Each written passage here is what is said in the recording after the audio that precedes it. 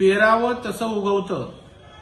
सन्माननीय पवार साहेबांनी महाराष्ट्रामध्ये फोडाफोडीचं राजकारण आणलं. वसंतदादा पाटलांच्या पाठीत खंजीर खुपसून सत्ता प्राप्त केली. त्यानंतर पक्ष सोडणं, पुन्हा पक्ष काढणं, या गोष्टी त्यांच्यासाठी नवीन नव्हत्या. आणि मग जर आता आपण जे पेरलं तेच उगवल्यावर त्या ठिकाणी टीका किंवा त्या ठिकाणी पोटशूळ करण्याची काही आवश्यकता नाही.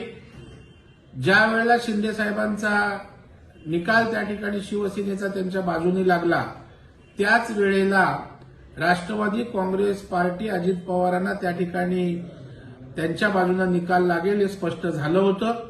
आणि त्याच पद्धतीचा आता निकाल आलेला आहे.